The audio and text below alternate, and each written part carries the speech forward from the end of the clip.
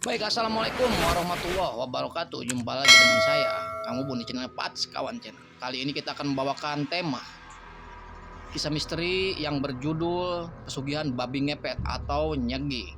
Apa cerita selanjutnya? Selanjutnya kita lanjutkan. Cekidot. Selamat mendengarkan. Selamat menonton. Cerita ini berawal dari keluarganya Pak Karto. Beliau dari keluarga yang jauh dengan kemewahan atau kekayaan. Beliau sehari-harinya adalah pengembala atau tukang ngangon sapi. Dia untuk beli beras pun sehari-harinya itu sangat susah, apalagi untuk membiayai anak istrinya. Cacian dan hinaan terus beliau rasakan, sampai akhirnya beliau pun berdiskusi atau mencurahkan isi hatinya kepada istrinya yang bernama Sri, dan dia pun berdua mengobrolkan kisah-kisah di kehidupannya. Kok nasib kita begini amat ya, deh. Harus gimana mencari jalan keluar untuk perekonomian kita, sedangkan sehari pun cuma dapat 1.000-2.000, apalagi untuk membiayai anak sekolah. Bingung ya, deh. Yang sabar, masih mungkin kita belum lagi ada rezekinya. Ntar juga kalau sudah waktunya mungkin kita bisa seperti orang-orang berkecukupan. Tetangga-tetangga pun pada ngomongin kita semua tuh, mentang-mentang kita miskin dan enggak punya apa-apa, terus dicemoohin dan diomong-omongin terus. Ya aku masih terima apa adanya, memang kehidupan kita lagi, perekonomian kita lagi di bawah seperti ini ya. Yang sabar ya, deh. Aku menjadi kepala keluarga gagal mungkin, atau belum bisa menafkahi kamu seutuhnya, dan aku beretikat ingin mendatangi temanku yang sudah maju dan kaya raya itu. Apa sih rahasianya? Aku pun pengen ke sana. Pak Karto pun langsung berangkat ke rumah temannya dan ingin bersharing-sharing di desa sebelah. Sesampainya di sana pun mereka berbincang dan ngopi-ngopi santai, dan langsunglah mulai perobrolan-obrolan tentang kehidupan duniawinya yang bernama Kang Suryana. Beliau seorang developer yang sudah sukses dan kaya raya di dusunnya tersebut. Singkat cerita, beliau pun, Mas Karto pun mulai berbincang, dan Mang Suryana pun sudah membukakan rahasia-rahasia kekayaannya kepada Mas Karto. Singkat cerita, Mang Suryana pun mengajak Mas Karto dan berbincang. Jadi gini, Mas, rahasianya, apakah Mas benar sanggup dan yakin ingin mengikuti jejakku yang sudah berkecukupan ini? Wah, aku sih yakin, Kang. Kalau itu udah jalanku, ya udah. Kalau misal kamu yakin, sekarang kamu berangkat ke dalam hutan larangan. Di situ nanti kita ketemu Pak Kuncennya yang bernama Subroto.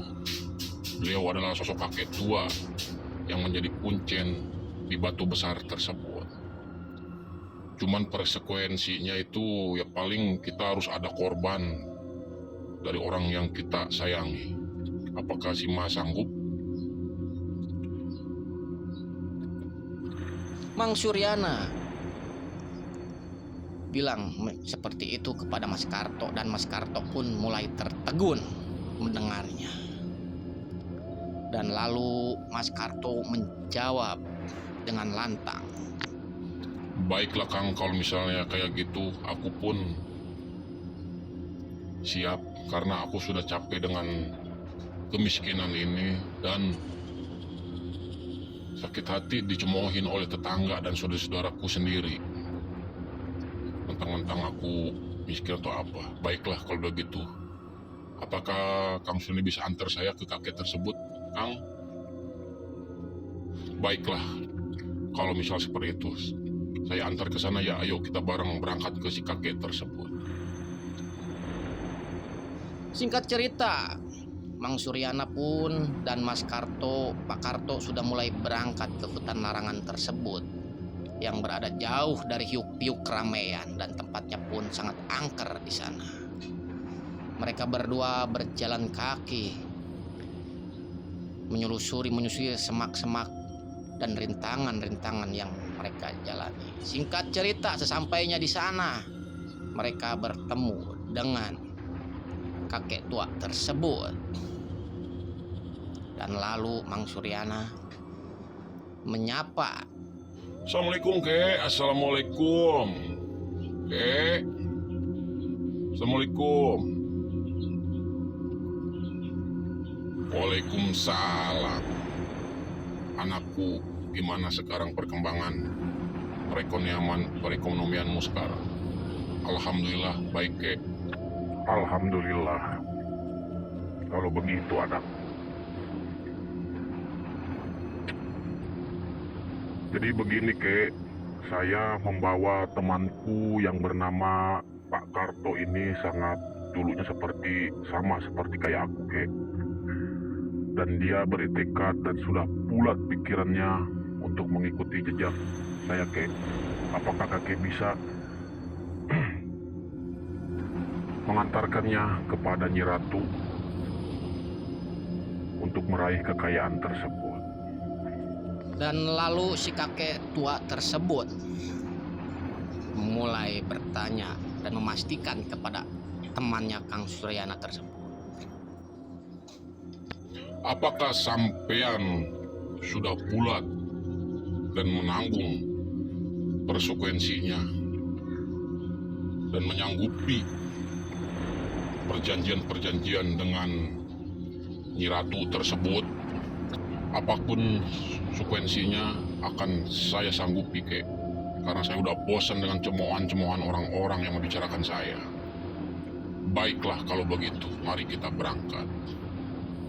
Mang Suryana pun cuman mengantarkan Mas Karto kepada kakek tua tersebut. Lalu dia pulang kembali ke rumahnya. Mas, aku nganternya cuma nyampe di rumah kakek aja ya. Kamu selanjutnya langsung berinteraksi dengan si kakek tersebut ya. Aku pulang dulu ya. Baiklah. Kang, terima kasih sudah mengantarku sampai sini. Semoga Kang sehat-sehat ya, Kang. Terima kasih, Kang Karto. Sok aja Mas Karto lanjut aja ya. Saya pulang dulu ya, Kek. Pamit dulu, Kek. Assalamualaikum. Waalaikumsalam warahmatullahi wabarakatuh. Singkat cerita, si kakek dan Pak Karto pun mulai bergegas berangkat ke hutan larangan. Dan tempat yang dia tuju adalah batu besar yang berada di tengah hutan tersebut. Aroma kemenyan dan bunga setaman pun sudah dihitukan oleh si kakek tersebut. Dan tiba-tiba si kakek bilang kepada si Mas Karto tersebut, Pak Karto, kamu udah diam di sini ya. Baiklah, Kek. Apapun perintah kakek akan saya lakukan. Dan kamu dan banyak rintangan-rintangan yang harus kamu lalui. Dan terakhir kamu berbincanglah dengan Nyi Ratu tersebut. Dan apa konsekuensinya kamu harus sanggupi apapun konsekuensinya. Baik Kek, kalau misalnya itu apa yang kakek ucapkan. Singkat cerita, Mas Karto pun mulai bersemedi di batu besar yang di tengah hutan tersebut. Banyak sekali cobaan-cobaan dan rintangan yang Mas Karto lalui, dan yang bikin Mas Karto tersebut terhentak adalah sesosok ular besar yang melilit badannya. Waduh, kok ada gemerisik ular mendekati saya. Mas Karto bilang di dalam hati. Ular itu semakin kencang melilit Pak Karto, dan Pak Karto pun mulai diam dan tak menghiraukan apa yang dia rasakan. Dan tiba-tiba sesosok putri yang sangat cantik mulai mendatangi Mas Karto.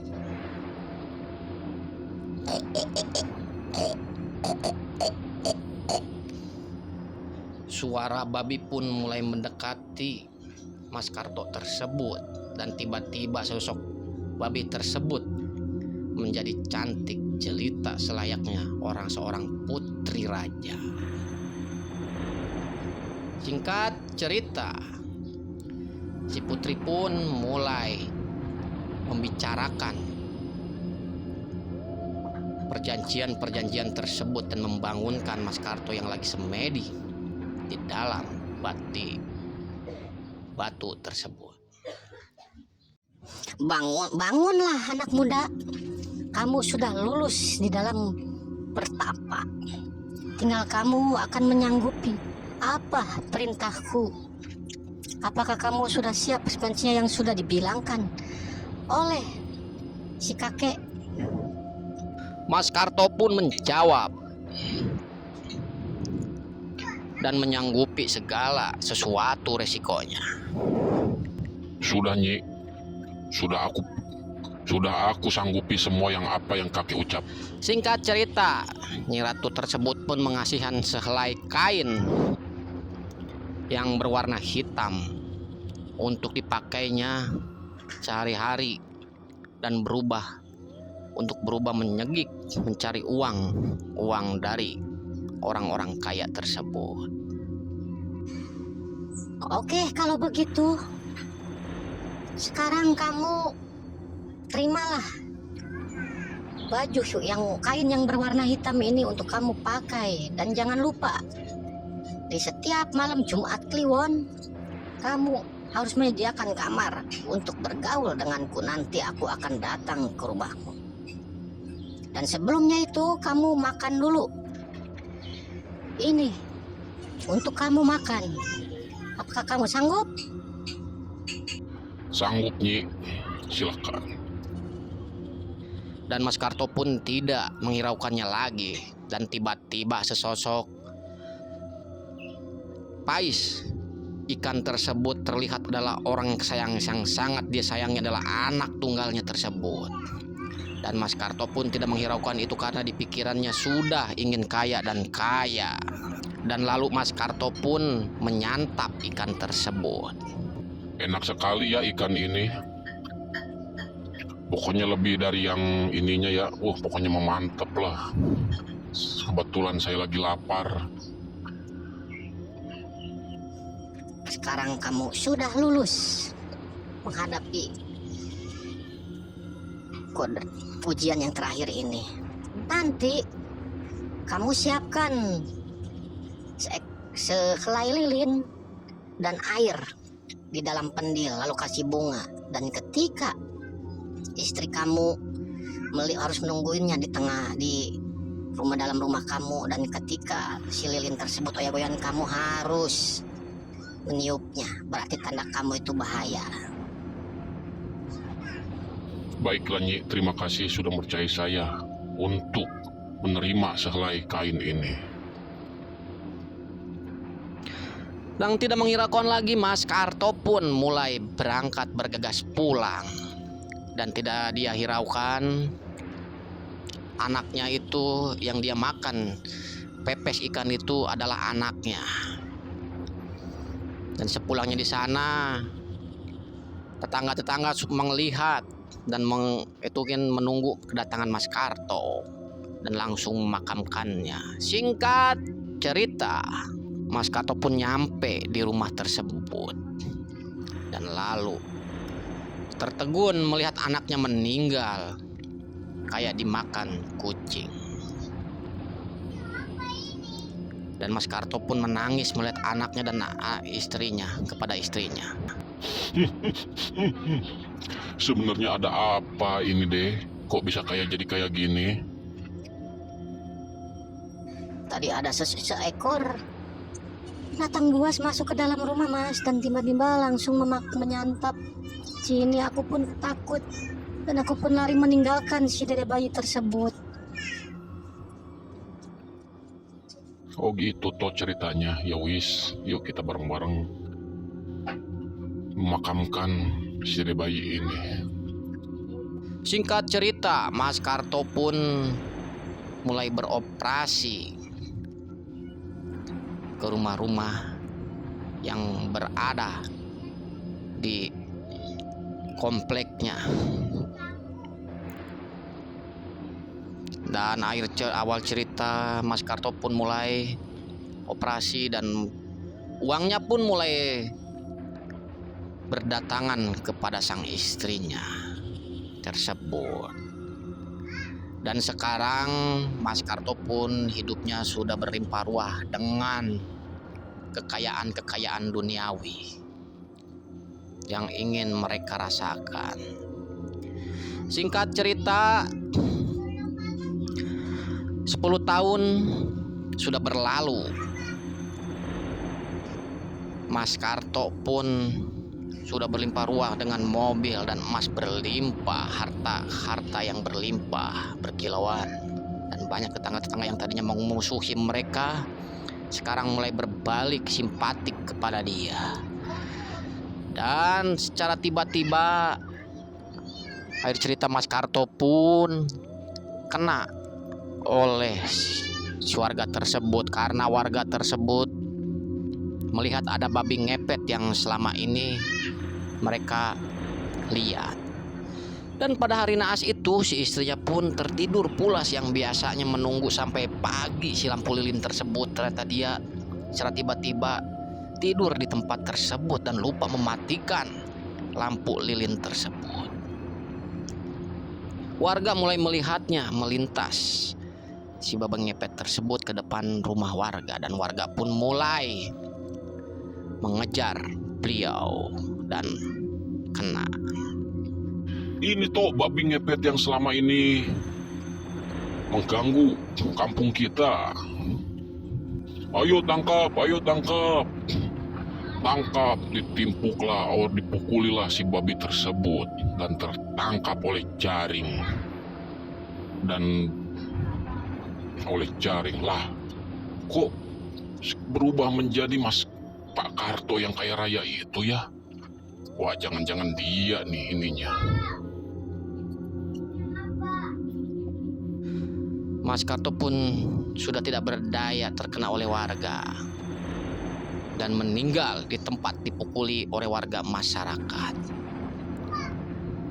Dan lampu yang dijaga oleh istri tersebut meledak secara tiba-tiba. Dan istrinya pun kaget melihat Mas Karto yang sedang dene tersebut. Begitulah akhir dari cerita nyegik ini. Jangan sekali-kali menyekutukan sang kuasa, yaitu Allah Subhanahu wa Ta'ala. Dan masing-masing punya konsekuensi sendiri.